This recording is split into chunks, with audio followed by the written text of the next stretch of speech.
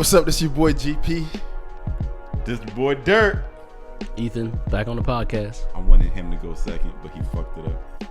It's all good, though. We back at it. And today we're going to talk about things that you need to know before your first show. Everything you need to know about your first show and how to choose whether you're going to go into the NPC or one of them natural organizations. So the first and most important thing is you need to make sure you have a coach. You need somebody that's going to be honest with you about how you look. Somebody that could guide you when it comes to your meal plan, posing, and your workout program. Don't get bamboozled out here because you got a lot of guys who come off as coaches thinking they know what they're doing and they taking your money. And they got you sending pictures and you out here looking crazy. Yeah. And the last thing you want to do is get on stage and look like some boo-boo. There's a lot of internet coaches. It is. Instagram coaches say, charge you a couple $1,000s for a prep. About $3,000. And they'll never actually see you. Woo. Yeah. That's terrible. You'll just be sending them pictures and updates and they'll be, yeah, go, good. Did you do the diet? Yeah. Okay, yeah. Are you eating right? Yeah. So all of the important things that comes with a coach that Gary was talking about, you should make sure that your coach can actually do it. You shouldn't be having, one coach that helps you with posing and then another coach that does the training and another coach that does the diet. That's a lot of fragmentation, and unless they're all on the same page, your physique is going to come out looking like you had three different people in the kitchen at the same time. You got too many kitchens, too many, chefs in the kitchen? I actually disagree with that. No? I think you prefer some of the pros coaches? have a different coach for everything. Yeah, you got some people. The pros on some of, so like the pros is a different level. We're talking about amateurs right now. Pros are just a whole different ball game because they definitely need a different coach for each thing. But you can definitely get somebody that's only specialized in nutrition and the diet, but just is not good at posing. Yeah. And is not good at training. That's fine, but don't you think... Or the posing coach might not be able to... He might not be close distance. All right, so here's the thing. So are we talking about pros or like amateurs right now? I'm thinking about everybody. It's hard to find somebody that knows how to train, knows how to diet, and knows how to pose. All right, so here's my take on it. If you're a pro, we was blessed. We was really blessed. Alpha Zulu strong. Yeah, shout out Alpha Zulu. Shout out to Rob Smith. If you want to, so in my opinion, if you're gonna have if you're a pro, you can have fragmented, a drug coach, a posing coach, a trainer, and a dietitian. If you're a natural or if you're in the NPC, you should try to have whoever does your diet and does your training be on the same page, because those two are actually really key. Like if your trainer is killing you with crazy number of sets and reps and heavy ass weight, and then you've got your dietitian or whoever's doing your diet got you on these bird ass macros and you can't, and they're like you're starving, then it doesn't sync up and your physique will show it, because you will plateau and you won't lose any weight and you'll just start to lose a bunch of muscle mass. So that's my only reason for saying that you need to have them synced up or married up when you're an amateur. My only thing is very rare to find. I mean, y'all both had experience with diet and training, but you have a lot of trainers out there. All they know about is training. But when they give their diet plan to, or sometimes they don't even give a diet plan. They just say you'll eat healthy, and then it's like, and then people know what that means, right? And then you have angry clients because they're not getting results. But their clients are going to be angry anyway because their clients are expecting their body to change, and if their diet doesn't change, their body will never change. Because you can, back to the moral of the story. This is like a keynote for everybody just off the break. You can never outwork a bad diet. It doesn't matter how hard you train, how much cardio you do. If you still eating Wendy's and Five Guys and Taco Bell, you're going to look like Wendy's, Five Guys, and Taco Bell. Yeah. You can't outwork your fault. But and like you said, we were very fortunate and blessed because due to the fact we had somebody who was able to give us the diet, work us out, and also help us with posing, because now he gets to look at us every day. Yeah. So now he can tell us if we need to add another meal or add carbs and things like that. So like, you rarely get that nowadays. And then just knowing who we had from years of experience and him being seasoned, you don't have guys that's like that nowadays. So you got guys who just giving you just off the break something they probably got and now they're trying to give it to you, and it Right. might not work. Before you pick a coach, you got to look at their Carfax. Yeah. You got to look at Yeah. who they work with, what their results are, and do your research. You know, what is their reputation within the area that you're trying to compete in. Most of the coaches, they already have a reputation. You can go talk to their athletes. So that's probably the best way to find a coach. If you're brand new, to Gary's point, if this is your first show, you should definitely have a local coach. Don't do no online trainers, online coaching, because you're new to this process and they're just looking at you as a number because they don't see you every day one-on-one. You want somebody, until you get your feet in the game and you can stand on your own two legs a bit, until maybe like the last couple weeks, you want somebody that can see what's quote unquote wrong in your physique, like where they can see your weak points. They can see that, you know, you're not losing fat, or you're holding water, or you're having too many carbs. You need somebody to see that. And just like all these pros will tell you, I went to the New York Pro when I saw these pros in real life for the very first time, and it's a whole different experience when they say what you see on your Instagram and what you see on your phone is different from what you see in real life. These pros are bigger. They're like they are literally gods among men. They are freaking huge. That's not the word I want to use. These motherfuckers are huge. And then going back to the diet thing and your coach, what people don't understand is when you start working with a coach and you start dieting, you have to put in a lot of work in terms of learning your body as well. You can't just go off of the plan that the coach gives you, because they might prescribe you a food, like you were talking about broccoli and stuff. Like they might prescribe you a food that might not even go with your body. So you have to give feedback to the coach, and y'all are really working together to figure out your body. Because I think the people that are more experienced, they just know their body so well. Right. That's why you don't get it down back to like whatever coach you with. You start learning more after your second or third show.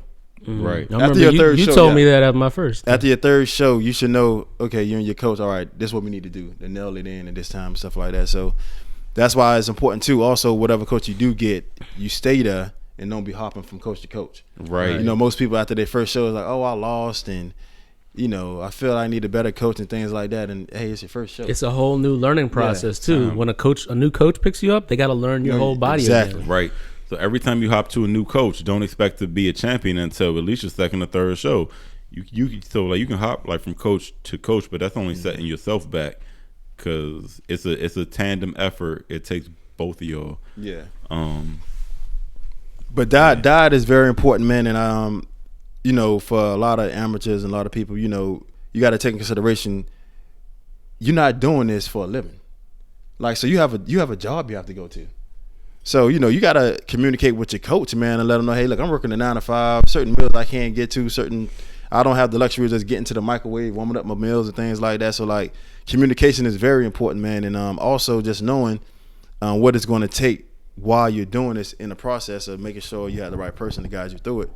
Because sometimes we just see, like you said, on Instagram, you might see these top bodybuilders who, this is what they do for a living. All they're doing is eating, working out. You don't have that luxury because you got to pay bills. You don't have no sponsorship. So for you, everything is going to be highly important to make sure you get the right person so you can let them know your budget. Because if you're not making that much, then you're talking about spending anywhere between $400 or $500 on food. That's another problem. Some people can't even do the diet because of the money, the finances. I knew a bodybuilder. He told me straight up that he couldn't pick the leanest cut of the meat just because in his budget, it wasn't possible. It's too much money. I don't know. I feel like if you got a good coach, they should be able to work around that. It's not necessarily like, I understand. So me being a trainer or being an aspiring coach and trainer, you know, if your budget can accommodate like the leanest cuts of steak, because my budget can't accommodate the leanest cuts of steak, there are sometimes I'll go to the 80-20 ground beef, but I'll make that work, and I'm only using. So if I have the fattier cuts of beef, then I will only have beef for one meal of the day. If I get a leaner cut of beef, then I'll have it, multiple times a day. Yeah. Beef is not bad. Red meat is not bad. It plays its role. It keeps muscle on you. Everybody wants to go to their chicken and fish to like lose weight fast, but you also lose some of your size. It's something about the fattier cuts of meat that I could go to on a later time that keeps the muscle mass on you and keeps you full. Yeah. I love red meat now. I didn't eat any red meat before my first show. Mm-hmm. And then it was like red meat every day, and that's how I grew. People think it's bad, but if you actually trying to, you know, keep the muscle that you gained in the off season as you dive into a show, you should be eating, you know, at least one meal with red meat. Some of the people who think it's bad, they don't work out. You don't have the knowledge that we have. So, you know, why you eating that much steak?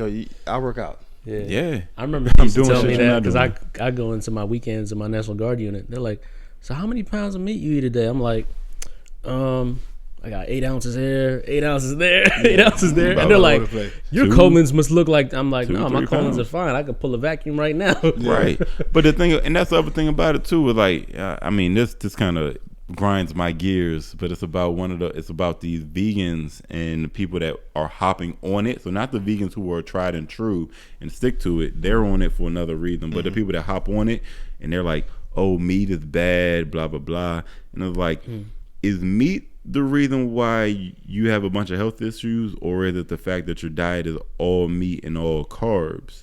You don't have any fruits or vegetables in your diet. But, you know, going to the bodybuilder that's getting ready for the stage, it's all meat, all veggie, and they look good. Yeah. So it ain't just to throw it out there. Most of your health issues is probably coming from too high of a calorie diet and eating too many carbs. If you eat the same calories in meat and protein, one, I said meat and protein. I meant to say meat and veggies. Yeah. But I doubt that you'll be able to even eat that same number of calories in meat and veggies because it'll take up too much room in your stomach. But I bet you your health markers, if it's the leaner cuts of meat, will actually probably improve as opposed to eating all the, like, a bunch of carbs and a bunch of BS junk food. Yeah. Right. So when it comes down to diet, it's really a science to building this diet, and you need help, especially if you've never done it before. Yeah. So for people that's planning to do their first show, you need a coach that is going to look at you and figure out what foods work for you, what diet's going to work for you, because there's a fuck ton of diets out there. And then how that's going to go with in the course of your prep and the course of your training. Yeah. So planning that all out, that's a very meticulous activity to get done, and a lot of people can't do it by themselves. You're gonna definitely need to have a good coach. Yeah, you're gonna need a good coach for that. And also, that's just one side of it. Then here comes the posing, because you could get the eating down pat, you could get the working out, have the nice physique, but you can't get on stage and pose. You done wasted like 3, 4, 5 months of training. And all the money. And eating right, because you can't show, you can't display your body. You can't you can't display the poses that these judges are looking for. So, half the time people go into with a mindset, well, I'm gonna just do this diet. I know how to work out and train myself. And you probably done seen 3 clips of posing on YouTube, and so now you think you're ready to go be an overall champion. And then you get on stage and you don't got a clue what's going on. You don't even know the mandatory terms and things like that. I didn't realize how big of a deal the posing was until I started going to the clinics and I started going to shows. And you could see the people they just look awkward. Yeah. When you could look good, but if you look awkward posing, people are like, what the fuck you doing? Yeah, exactly. Yeah, if you look real stiff, so you gotta understand, and then we talked about this in our body image issues podcast a little bit, but bodybuilding is definitely pageantry. So if you go on the stage and you pose like a robot, you are gonna look ugly and awkward as hell. Yeah, you looking crazy. Unless you're doing that Terminator posing routine. Unless you're doing the Terminator posing routine, that's the only time it flies. But even still, that's, even though it's mechanic and robotic, it's still fluid. Posing, Yeah, it's still fluid and very artistic. So this thing is an art, man. And so when you get up there, like, you got to make sure you're putting on a clinic when it comes to posing, because you got some guys who might have a thicker back than the next man, but because he could pose and flex his a little bit harder, he's going to win that pose. But on that point of a thicker back, I think what a lot of people don't know about posing is that just because a pose works good for you and looks good on you, it might not look good on me. Exactly. Based on my attributes or your attributes. Exactly. And people will see poses in the magazines or Instagram or online and be like, they want to do that pose because they like the way it looks, but bro, it's just not gonna work for you. What you definitely. So here's a tip for posing when you are. I guess if you're experienced, or if you got a coach. If you got a coach, then he or she should be able to tell you and guide you on how to do the poses. But if you're running through them, say you find, I'm a fan of Bob Paris, so what I do personally is I'll angle my phone down, and imagine myself being on stage. So I'm up here and my phone is down there at an angle because that's what the judges are going to see, and I record from that angle, and I try to hit the pose like my favorite poser, Bob Paris or a Sean Ray or somebody, and then I'll hold it for a few seconds, and then I'll get up, I'll look at my posing in the video, and you have to be honest with yourself, and if you see that it doesn't look good, if it looks choppy or robotic, maybe you can fix that. But if after you tried it for a couple weeks and it still looks ugly, you got to let that go and just accept that your body isn't their body, and you got to find a different pose to hit. And that's very important for the classic physique guys, because they're the ones doing most of the artistic posing. Bodybuilders, I'm not even gonna fake, bodybuilders can get away because their poses are just the mandatory. And they're all about displaying the most muscle possible. Classic has definitely brought in a lot of lunging. Well, it was there back in old school bodybuilding, but now it's back. So you got a lot of lunging, and you got a lot of poses that hurt to do. The most awkward poses actually look the best, and that's what you got to get your head wrapped around, is because you might do a pose and it might be you might like it. You might do a side chest, you might like it, but then when you look at the video of it, it might not look good for you. Or you might do a pose and it might feel good when you're doing it. Oh, I'm gonna do this in the routine, but it's really important that you take that video and then you probably wait like a week and then look back at it or show it to somebody else. Like, what do you think about this? Right. Because that's the best thing you could do is ask people what they think about it. Because it's really not about you. Don't ask regular people.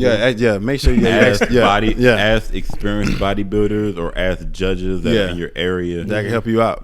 Don't ask regular people, because now you're starting to see too also with some of these poses, and you're seeing people starting to take yoga classes. And that's actually for breathing and flexibility, because like I said, I dare say, for me, to be honest with you, I think posing harder than training. Posing is harder than training. You holding the pose for 3 minutes might be harder than you doing 20 or 30 reps on a leg press or something like that, especially when you're being timed. So like the guy who who was coaching us, he made sure that we had the pose after each set. Right. So that's a whole nother animal. So you're talking about you done did 30, 40 reps on something and you holding the pose for 2 minutes. But everybody who came out of that, when we got on stage, people knew who we trained with. Because it's just the flow and the way how we hold the pose. The conditioning. So when you're standing next to another guy and you're the first person to hit the pose, you're holding it, and then you're the last person to get out of it. The judges see that. They're like, damn, you really in shape. You really own it. And that's a part of posing and just being on the stage that people don't get. Is like, you really have to command it. And the way you command it was with good posing, good conditioning, and make it look natural. Make it look like it's what you've been doing for 8 hours a day, 40 hours a week. That's what posing, bodybuilding is all about. Posing. I've seen a lot of muscular guys, a lot of guys who you would look at in the gym and think, dang, like they got a big back, they got biceps, chest, they got shoulders, they got everything to be a bodybuilder. But if you can't pose it, somebody like me that's a little bit lacking but can pose a little bit better than you will come up and just steal the show. But then you got the guys that got the gym body, but they don't got the stage body. They look good in the gym with the lighting and the tank top, but they can't get on stage. I mean, it's not for everybody. Bodybuilding. Everybody look good in the gym until you standing next to the best of the best. When you stand next to somebody with a little waist and you're like, oh damn. But going about the muscle mass and having all the body parts, you still, as you're going into your prep, you want to make sure that you're training all of your lagging body parts. Make sure you probably hit them twice. You might want to back down on your legs and your on your legs, because legs take a lot of energy. They're very intensive, especially if you're trying to bring up your upper body to match your lower body if you're lower body dominant. But one thing that is universal is whatever you did to get the muscle, you have to do to keep the muscle. So if you lifted, 8 to 15 reps with moderate weight or heavy ass weight, do not go into your cut preparing for a show doing 50% of your max and doing like 15 to 20 reps on everything. That's how you lose your muscle mass, because doing the decreased weight with the higher reps, with the increased cardio, with the calorie deficit, your body is going to receive all of that as in, okay, he's trying to lose weight and he's just trying to lose weight. Like, we don't have to push the same amount of steel plates or metal plates around that we used to, so we can let some of this muscle go. And if you end up going that route and decreasing the weights too much and increasing the increasing like the reps too much and doing a bunch of cardio and doing a bird diet, you're gonna lose all of the muscle mass that you spent all off season, a year or two, to gain. People they don't just lose the muscle mass. Sometimes the muscle changes too. When you start doing a lot of reps, you start building different fibers in the muscle. You start building more of the slow twitch fibers than the fast twitch fibers, which are usually the bigger ones. So I think a lot of people make a mistake as they're going into the prep and they're getting closer to show, they lower the weight, like you're saying, and they increase the reps. But what they're doing is they're stimulating those long distance runner muscles. Do you want to look like a long distance runner? I thought you were a bodybuilder. And to stimulate those muscles that pop for the stage, you got to lift the same weight or heavier weight. So if you're going deeper into your prep, you should probably lift the same amount of weight. The reps don't really matter, I think. The volume is not so much important. The stimulus of holding 100 pounds, that's what you need. That's what's going to tell your body, oh, we need to be able to hold 100 pounds. We need to keep the muscle and the type of muscle that we need to hold 100 pounds. Your ability to lift it for 5 reps versus 10 reps, well, that's not so important. That's more of an energy mechanism sort of thing. And you're going to be low on energy. Yeah, I'm about to say that's the only thing that's going to change. Yeah, the but energy. It should be a good reference point. Don't you think it should be a good reference point that if so here's what I did. For my last show in 2017, I figured out my 1 rep max by my 80%, 5 reps, like whatever that is, right? So for the course of that prep, I made sure that I was able to hit 80% of my supposed 1 rep max for all of my major lifts for as long as I could. And I made sure I could hit it for, at least 4 to 5 reps. So I use that as a barometer to make sure I'm not losing muscle mass as I'm dieting down. Because if I all of a sudden from 1 week to the next can no longer hit it, assuming I've had all my meals and had a good sleep, then that means I'm losing muscle mass. You're very systematic in the way you do that. But when you were in prep, it was just, you was lifting as heavy as you could. That was with me. Yeah, like I said, with me, it was because I respect both of you the way you do it. Yeah, because with my situation, like I said, I had the opportunity. I was in the gym all day. You probably had to go to work, so I had the opportunity to eat more, train 2 times, do cardio and everything, and not only that, of course, the guy who trained us, he doesn't like me, so he's killing the hell out of me. So he don't give a damn. So I'm pretty much eating fish and veggies, and I'm still squatting 4 or 5 for 20 and shit like that. So like it was mentally, it was tough. I broke down on how many times, but I got through it. And of course, having a good coach, they'll let you know when to back off of it, or when to ease off, stuff like that. But I was like 235, 230.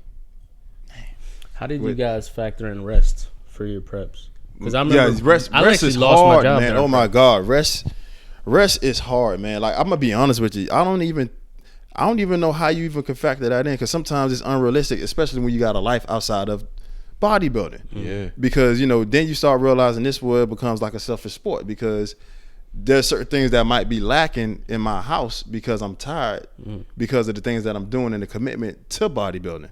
So like when I come home, I'm not trying to do a lot of things. I might be grumpy depending on what type of meal plan I'm on. Right. Like, I don't have enough. Look, I'm irritated. I'm real moody. Listen, I got to do cardio before I go to sleep. Like, so like you know, certain things was lacking, man. I got that. But that's why it's important, though. That's why it's important to have a good support system too, though, because whoever you're dealing with, they can't really afford to be a distraction while you're doing what you're doing. So whoever you're dating, male or female, they gotta back you and support you 100% when you're doing this thing. Because if not, it's gonna just make everything worse. That's other family members too, because mom and dad be spoiling your prep. Yeah, family and friends, especially when mom and grandma want to make you some brownies. Yep, that's why it's important. That's why it's important to pick your show. Every time I go into prep, I kind of ever since, so I've only done 2, but the first one and the second one, I told my family I was going into prep because they knew from what we both learned in that first show. Like, look, every time I go over there, I binge and I cheat on my diet. So I'm just not gonna see y'all for 4 months. Yeah, I'm sorry, but just hit me up on text. Don't call me because I'm not gonna answer because you annoy the hell out of me. From everybody that I talk to, most everybody says that it's easier just to remove themselves from those situations than to actually go to them and be like, nah, I gotta eat my chicken and rice or my chicken and broccoli. Yeah, because it's so much easier to be like, all right, I can't go to your birthday, I can't go to your wedding, I can't go to your whatever event or holiday it is. I'll see you next season. It's easier just to stay at home. You know, stay at home, eat your food, and then go to sleep. That's why. But see, that's why it's important to pick when you're going to compete. Are you going to compete during holiday season? Because there's so many different shows. You just got to pick which one you're going to do. Wait, it's not even that. Are you going to compete? So, like the first show in Maryland, where we all are, is March at the end of March. And if you are a first time competitor, or if you got a lot of fat to lose, you need to start your prep right after Thanksgiving or about the same time as Thanksgiving. So it's not, pick your show, around the holiday season. It's like, pick you got to know what holidays are coming around. 4 months ahead of the day of your show. But what I'm saying is, that's like prime example. If I know I'm gonna do a show in November, ain't no Thanksgiving. So I got to take that L. Yeah, if you're going to Miami Nationals, I gotta take that L. If I'm doing a show in November, I gotta take that L. So like, what I noticed, 'cause I remember one year I did probably 4 or 5 shows. 4 or 5 shows, yeah. It was horrible. I would never do that again. You spent the whole year in the whole year, a whole year, man, and it was crazy because I was trying to find that line between when I want to compete and when I'm not going to compete, because it was like I was either missing Thanksgiving and Christmas, or I was missing the summer. Yeah. So it was like, man, which one you gonna pick? You gonna do the summer show? You gonna do a show towards the summer and sacrifice summer and then turn out and ball out during the holiday season? Or you gonna, so like which one you gonna do? And that's why I'm saying that, because as a competitor, it's important to pick which one, because I know for a fact, everybody's culture is different. So like certain people, you just can't say, hey, I'm not eating this during certain holidays if you go to that person's house, because they will feel offended. Yeah. So it's not like, no, I can't turn this plate down. Certain, everybody's culture is different. I just can say, auntie, I'm not eating this. No, I gotta eat this. It's like tradition. Right.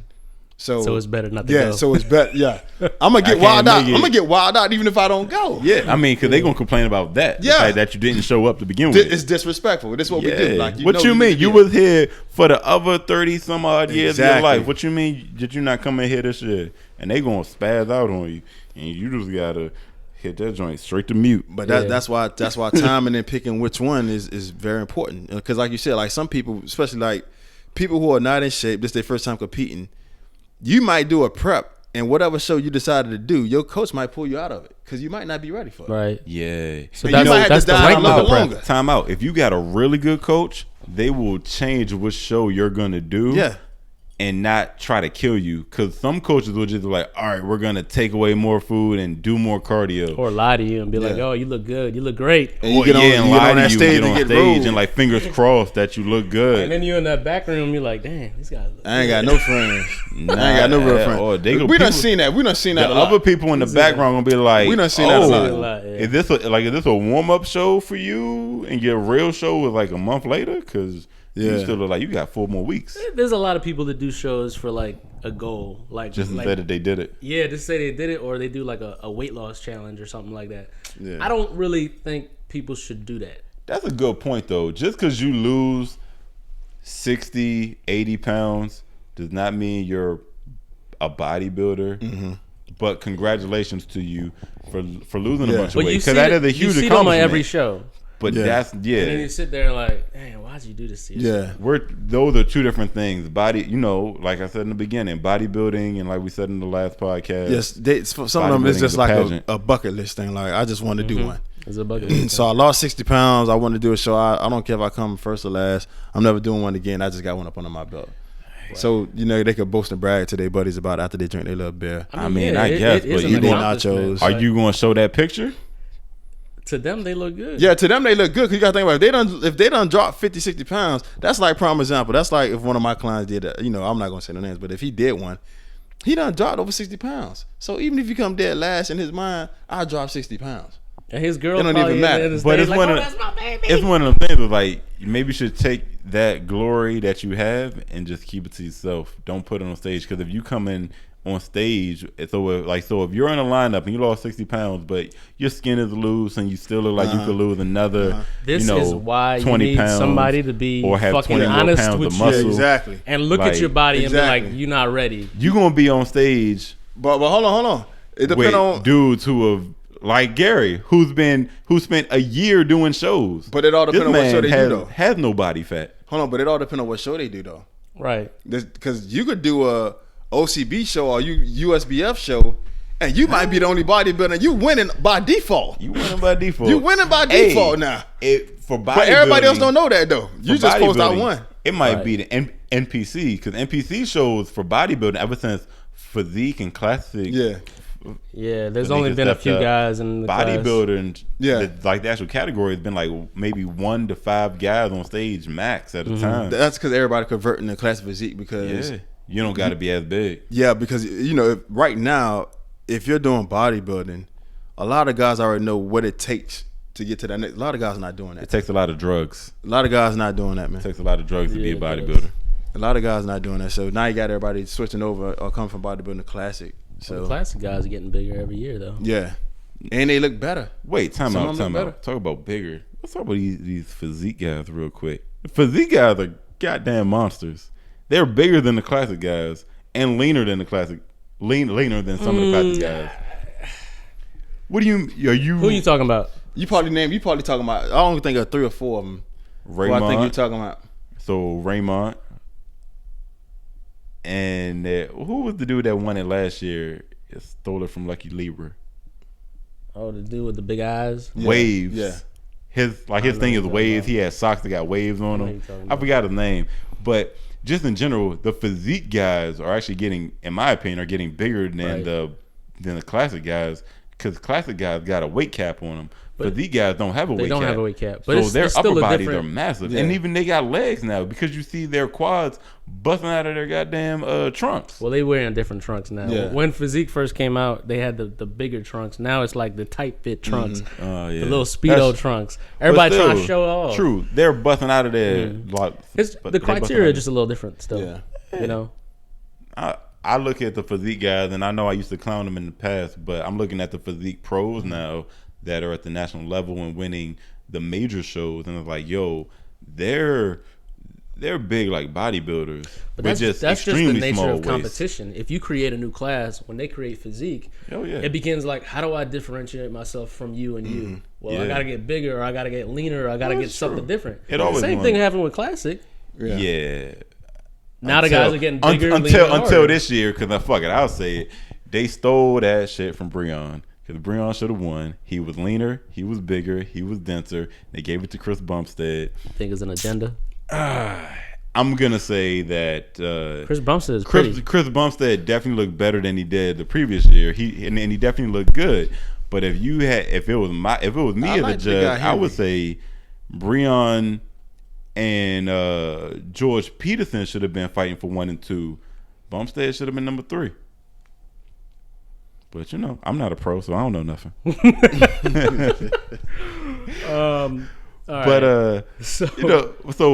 We deviated so far away from like rest, and what I wanted to chime in on that and give my little 2 cents from my shows. It's like, if you're a bodybuilder, if you're doing a prep, to be honest with you, get as much rest as you can on the front end, because as the prep drags on, you ain't gonna get no rest. you going to be doing cardio in the morning. You're going to be going to work. You're going to have training in the afternoon. You're going to have cardio at night. Then you got, your family and friends, if you're going to even try to attempt to maintain these relationships. And if you're drinking as much water as you should, you can be getting up multiple times. Oh, yeah. It's no sleep. God, it's no sleep. You're like a Campbell. Yeah. And the other, so not even getting up peeing all the night. So I'm the type of person that I can't go to sleep if I'm on an empty stomach. So I stagger my meals such that I have at least a meal right before I go to bed. But it gets a time in prep where I can't have that luxury anymore, and I've got to do my fasted, or I've got to do cardio. I've got to eat, wait some time, do cardio, then go to bed. But I'm going to bed on an empty stomach. I will literally wake up after 2 or 3 hours of sleep and can't go back to sleep because I'm starving. And what do? You just stay up all night. You just stay up and you don't sleep. Looking crazy as shit. Like, I can't sleep because I'm starving, and I can't eat because it ain't my meal time. It's fucking 4 a.m. and my first meal not till 10 a.m. after fasted cardio. So what am I supposed to do for the next 6 hours? Nothing. This is struggles. All right, so we talked. Take a nap at lunch. We talked about picking the right time of the year to compete, but in terms of the length of a prep, would you say that if it's your first show, you should probably prep longer because you don't know how your body is going to shape up? Yeah. There's certain people, they get lean really quickly. Yeah. Or they get lean in certain body parts really quickly. So they won't know that unless they've done a prep before. Mm-hmm. I'll say, I'll speak to my point of view, my vantage point coming from being a fat guy my whole life. I was pudgy as a kid. I just rolled that into being a lineman in high school. I was still the big guy and then fat guy in college. So being fat my whole life, I'll just go off on a limb and say if you were bigger for a majority of your time before stepping onto a bodybuilding stage, you might want to give yourself maybe 5 months, so 20 weeks. And that includes, all the amount of time that you need to lose the body fat, but it also allows you time to psychologically break down and pull yourself back on track, cheat once or twice, and pull yourself back on track. Give you enough time to screw up. Yeah. If you coming from a stance where you were naturally heavier and it's hard to lose weight, you're going to need a lot of time. And if you're breaking bad food habits, bad addictions, or whatever, you're going to need even more time on top of that. And it's your first show. Yeah. You are going to cheat. Your willpower is probably not that strong doing this for the very first time. You probably want to budget that in. So I would say 5 months is probably the best time if you're a fat person. If you're a naturally bigger person, going into your first show. Mm-hmm. If you're in shape though, like a guy like you get in shape like 8 weeks. Yeah, 6 to 8 weeks. Yeah, 6 to 8 weeks. Lucky man, right there. Yeah. And that's just the difference. Yeah. Because some people they could grow into a show. Yeah. So, it also all depends on the person. Like everybody mindset is different. Like, it sound good after that first week of eating the same shit, and then you realize I can't do this shit. And some people break out. I done seen people who done trained with us for like 3 or 4 years and said they was gonna do a show and never did a show because just the prep part of it is hard as hell. Yeah. Even if you told them, man, just do a 2 month, an 8 week prep is like they can't get past that first or second week. So for some people, it all depends. Like, you just got to know yourself, man. You got to know when you're gonna break down. You got to know if it's hard or not. And that's, once again, to go back to coach. You got to be able to have a coach to communicate with and tell them, hey, I don't know if I can do this.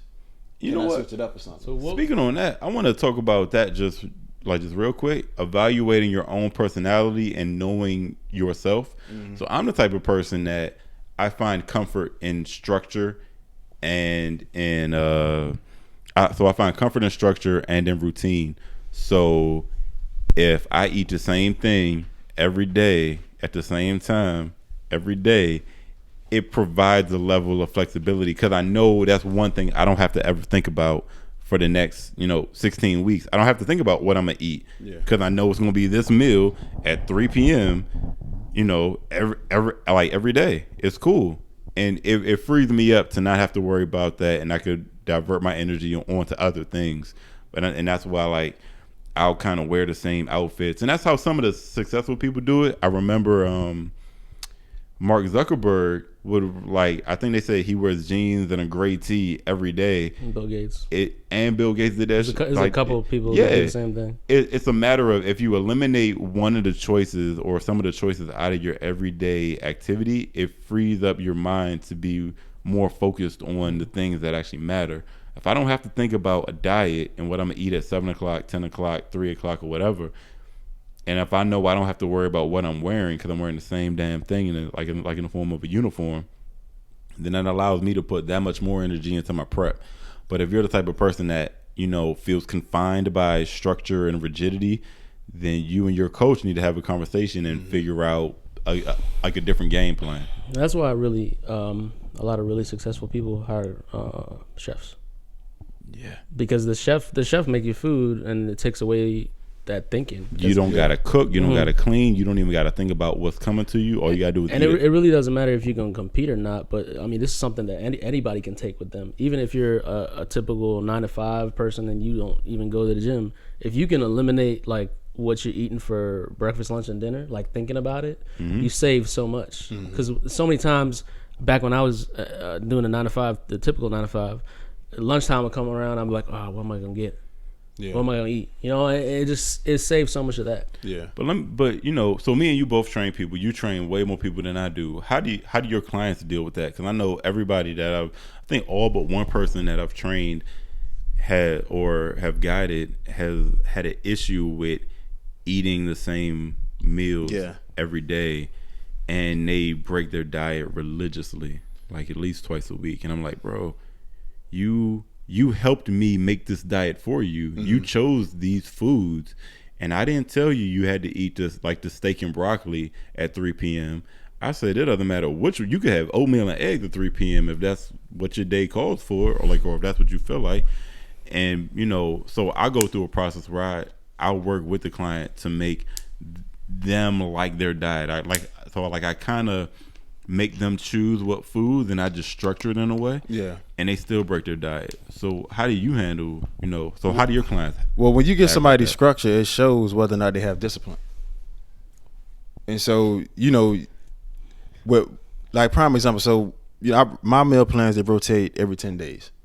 I remember at one point, I used to do it for like a month. Yeah. And I said a month is too long. Then I did it was like 3 weeks. I said 3 weeks too long. I said, you know what, we're going to do every 10 days. So if you're training with me, you're going to experience 3 different meal plans in 1 month. Wow. So you don't have to worry about saying, okay, I'm tired of eating the same food. This is boring. I'm tired of fish. I'm tired of this. I'm tired of that. And what I realized is even when you give people structure and you know, whether rotate it 2 weeks, every 3 weeks, a month, every 10 days, at the end of the day, some of these people, they just lack bad patterns, bad habits. Yeah. And it's hard to break them out of it, because like I said, when they leave our presence, I can't control what you put in your mouth. Right. I gave you the best option. I gave you the tools. I told you what you could do. And for some of them, you know, it comes to maybe they hang around the wrong person. This person make them eat. I train a lot of women, so that goes back. I train a lot of women, so they get emotional. So if they cycle come on, so I already know some people gonna break. Yeah. So like I gotta understand you. So when you understand your audience too and the people you're training, you realize, okay, cool. Like I gotta encourage these sisters. They very emotional. Some of them, they got this going on or whatever the case may be. So I try not to pound them too much. So I try to look at it like this: hey, out of the 10 days, if you give me 7 days or 8 days, and you mess up here and there, we should still be fine. Right. And then I give you a whole new meal plan the next 10 days, and let's go after that. So like if the first 10 days, if you lost 5 pounds, and let's say you lost another 5, the second 10 days, then we had 10 pounds in 1 month. That's just a bonus. And then whatever we get on that third, then hey, it's so big. It's very mental though. Like if we go back to like to actually being in prep and being the person that's on the diet instead of you giving the person that's on the diet. Oh, so different animal. It's a different animal, but it's just very mental, because it becomes like, I remember wanting stuff I don't usually eat. Yeah. But I wanted it simply for the fact that I couldn't have it. Yeah. I hate Reese's Pieces Buttercups.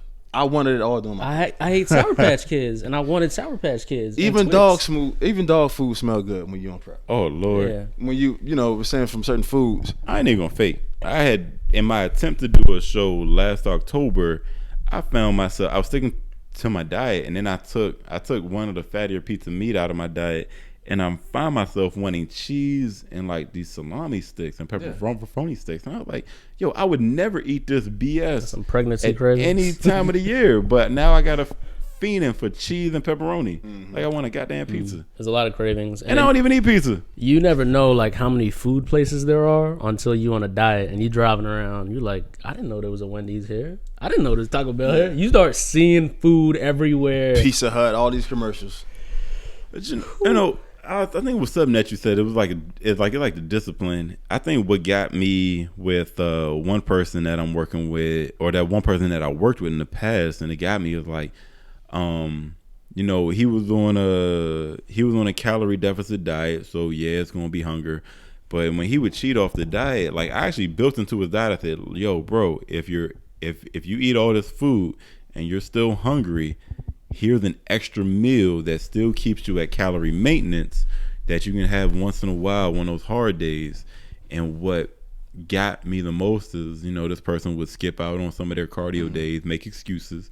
So as a bodybuilder going into your show, there are no excuses. You either do your cardio and show up in condition, or you don't. That's it. There is no, but you know, I gotta work, or but I gotta spend time with my family. It's like, yeah, you do those things and you still do your fucking cardio. You don't get a pass. Yeah. But what got me was that he was making excuses for cardio, and on top of it, he would cheat on his diet, and it wasn't even with the extra meal that I gave him. I'm like, bro, I built you in an extra meal to have, so that if you're hungry, eat this meal first, and if you're still hungry, then hit me up, and I will guide you on how to manage that hunger. And it just really got to me. So this is me venting about that. But it's more the discipline thing and the mindset thing. Like, you really got to have a strong mind. You know, you have and to. Some people have that already. Have your cravings. Some people don't. But see, that's what separates athletes from people who we just train. And even the people that do, like, what were your struggles your first prep? Since we're talking about what people should think about going through their first prep, what was yours? Because I'm pretty sure you told me you picked out on some. Oh yeah, so you spazzed out in the grocery store, right? Oh no, I spazzed. I don't spazz out in the grocery store. I spazzed out somewhere else. But I spazzed out at the gym on a phone call. I spazzed out. But you locked yourself in Safeway? I didn't like. No. I'm messing with you. I wouldn't do that. I'd become a super fat boy. So in my very first prep, our coach told me I had to give up energy drinks, Monster specifically, and that fucked me up. I ain't gonna fake. There's no way to like sugarcoat that, like, or put it in a nice way. Withdrawal. I'm a caffeine addict, and this man just told me to take away my 300 milligrams of caffeine that I was having daily and go the whole day, cardio in the morning, work, training in the evening, cardio at night before bed with no caffeine. I was losing my shit. I lost my shit. I eventually, got on caffeine pills. Not any better, but at least it didn't have the added chemicals that's in the Monster energy drinks and that's in all of these energy drinks. And we talked about in our first episode, right? How bad these energy drinks are. But there's also a time I was on a diet, and it was my first. So it was my first prep. I went on vacation. Stupidest thing for me to do. But I was dedicated to the diet. I bought my food. I cooked all my food because we rented an Airbnb. And I was sticking to my diet. I was sticking to my cardio. I found a gym out there that was open 24/7. I did my weight training.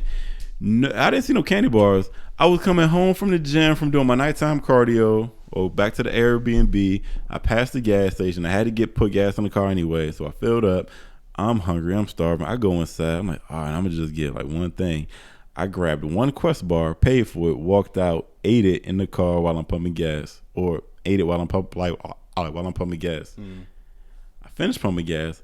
I went back into the gas station and bought like 11 more Quest bars. He went hard. I ain't even gonna fake. I swear, I ate more. You bought the whole box. I literally bought.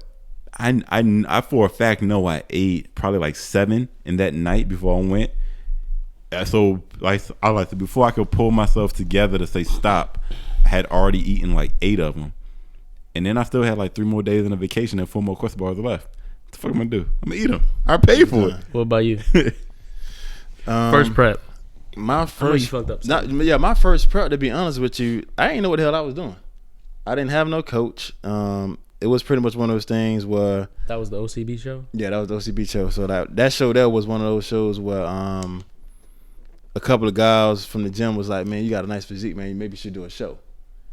And me not knowing anything about bodybuilding at the time, they told me what show to do. Some of the guys who were competing at the time, and I went out there and didn't know what the hell I was doing. I bought some goddamn swimming trunk because that's what I thought. The boy shorts. Yeah, the boy shorts. Right. I went out there, man. Man thought swimming trunk and boy shorts. I had lotion on. I didn't have no oil or no tan or nothing. You put lotion on? I put lotion on. Oh man. Was it lubricant? I had on cocoa butter, bro. He was shining, Hey, shining on stage. You didn't need the sheen. Man, I ain't shave. I ain't do nothing. Oh, we ain't even think about that. I didn't shave. I didn't shave. I did not have no guidance whatsoever, but I came second. Yeah, you about to just say off you of did because genetics, God-given genetics. Just ain't know what the hell I was doing. I ain't know nothing about no poses. You were a lot smaller back then. Yeah, I was probably when I went on stage. I want to say I probably was like at that 198ish, 200 range. But still, 200 pounds on stage. That's an impressive physique. If you lean at 200 pounds, you got a lot of muscle mass on you. Yeah, but that's for the show that I was doing. You want to get your feet wet. That was cool. NPC, they not playing. You getting rolled. So like, you got to come with it. If you 200 pounds on stage, like at the NPC level, you gotta you got guys at 225 NPC level doing physique. That's heavyweight. Classic physique. I got a weight cap. I'm glad for the weight cap because guys like him can't step on the same stage as me. I think y'all got 5 pounds again. I think the NPC amateurs are still 230. I think like for the amateurs at my height, 5'11" to 6 foot, in that range, our weight cap is 213 or 212, something like that. That's the maximum that we could be on stage. But you bring up a good point that we forgot to mention. Male bodybuilders, physique, classic physique, bodybuilders, open class, whatever. Man, so this is why you want an experienced coach to guide you on the shaving. You gotta shave your whole body or use Nair. Don't let it burn don't let it burn your skin. You gotta exfoliate. It's pro tan. No, before you even put the tan on, you gotta exfoliate. Like, I'm dead ass serious. I've never exfoliated. I don't even know what that means. You light skin. Oh shit. Let's go back to this. My coach told me once you shave, you got to get the exfoliator. So you rub that stuff on your skin so that when you put the tan on, the tan sits on your body better. You did that, right? Yeah, you exfoliated. So look, I'm just gonna call names. Rod didn't tell me that. Rod told me to shave and get in the tanning bed at Planet Fitness for like the 3, and that's something else too. If you're a fairer skin, if you're light skin, if you're white, what makes your tan on stage come off better is if you have if your natural color is a little bit darker.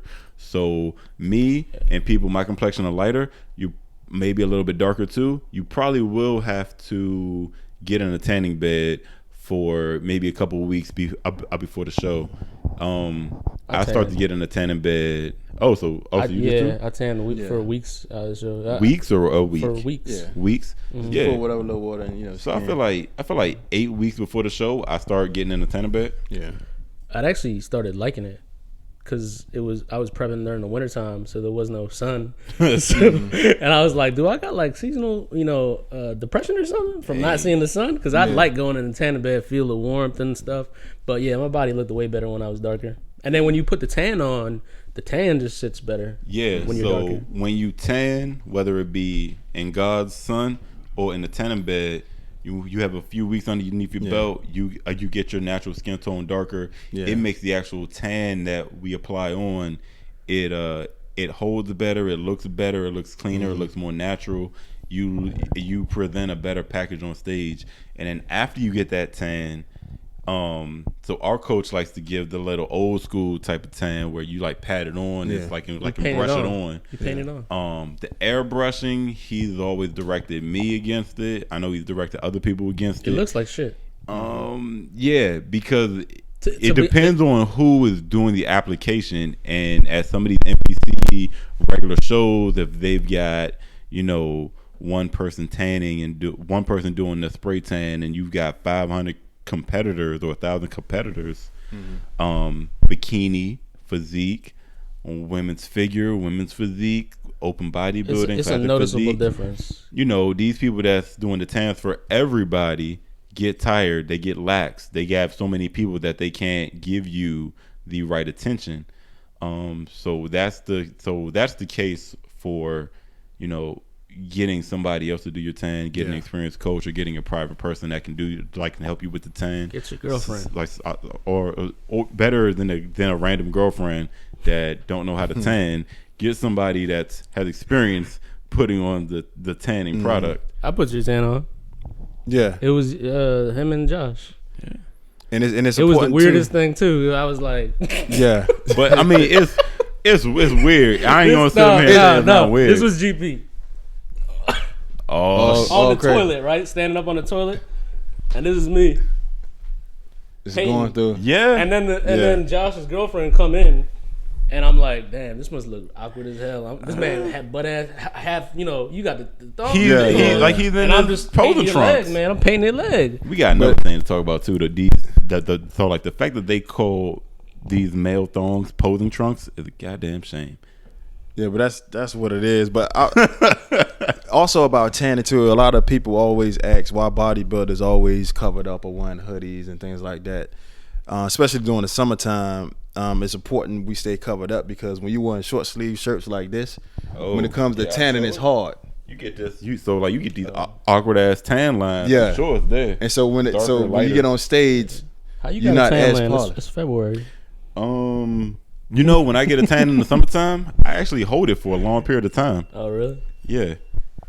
So that's me. I'm lucky. I get to hold a tan for a long period of time. I get dark really quick, and then it goes away really quick. I hold it. Like if I get a tan in the summer, from like this past summer, we went to Turks. I'm still holding some of that tan. But the point to that is, the darker you are, usually the better you look on stage. And that's only because the lights that are shining down on you are so bright that they will wash you out. If you're any kind of pale or ashy, you will get washed out. Oh yeah. And then there's certain people that just have like interesting skin tones that just looks really good under light. They always talk about how Sean Ray had like a very good skin tone, how the light would bounce off. So that has something to do with it. Like it has to do with your skin too. Yeah. Like your skin, like if you have healthy skin and there's like collagen and it's tight and stuff, like you see that underneath the light. If you got like, raggedy crocodile skin, you see that underneath the light. Yeah. So But I think we've hit on a lot. I don't know if we hit on everything when it comes to doing your first show, but we hit on a lot of things. Yeah. I mean, we just run through it real quick. You put in the most amount of time picking out a good coach and getting a good diet. Don't deviate the training that built you the muscle mass. Don't deviate from it when you start your diet. Keep it, because you need to keep the muscle mass that you gained. Invest a lot of time. Like if your coach isn't good at posing, find a good posing coach. Find your poses, practice them religiously. Practice them like it's your day job. Because if you can have all the muscle in the world, but if you can't present it, it's nothing. You're gonna lose, because the judges can only judge on what they see, and if you can't show what you have, then it's like you don't have anything. And if you do decide to go into NPC, which we think you should go into the NPC, there's tons of clinics. I mean, wasn't there one this past weekend you went to? I went to one this past Saturday, and there's one. Who did that clinic? I don't know who was actually hosting it. I know that Gold Gym. I know Todd Howe was there. Gary Udit was there. I don't know if it was Gary Udit's posing clinic or not, but so yeah, that's one of the best things you could do for posing, because those are going to be the judges that will be judging you. So you can go and ask them questions like Gary Udit likes and people they are to sit really in poses. they are really helpful. They will go through the poses with you and tell you how to make it better. And they'll tell you this is what we like to see. And if you have your friend record you while the head judge of all the NPC, or like the big man of all the NPC and IVB is looking at you and telling you how to make it better, how can you go wrong with that? Yeah. So right. So if you get the opportunity, record that session and replay it and try to just mimic that on the daily. And then the last thing is there's something to the politics of bodybuilding is when you go to those clinics and you meet those people, they know you, they see you, and become a familiar face. It's a familiar face when they're looking at 50-some dudes or 50-some girls on the stage. Like, oh, I remember that person. I seen that guy before. Yeah, and then your eye naturally goes to that person. And he's hitting that pose right that I showed him. Exactly. It's just the way it works. So coach, diet, training. Make sure that you give yourself enough time to prep. You know, like if you're a naturally leaner person, maybe you can get away with a 12-week prep. If you're a heavier person, probably give yourself 16 to 20, but the sweet spot for everybody is going to be 16. You can never go wrong by being early and eating into the show. Talk with your coach about that. And make sure that your family and friends are on the right page, or if they are going to distract you, you got to eliminate them. Yeah. And I guess the last thing Tell them I see you next season. Make sure you plan that pig out meal for after the show. After the show. Oh man, that's a whole nother show right there. Go to a buffet or whatever your planned meal is. Yeah, that's like the best meal of the whole year. Yeah, that's a whole nother podcast right there. How to manage after the show so you don't blow up and gain all the weight that you lost back. So we will get to how to not blow up next time, right? Yeah, definitely next time. But it was good. We out. See y'all later.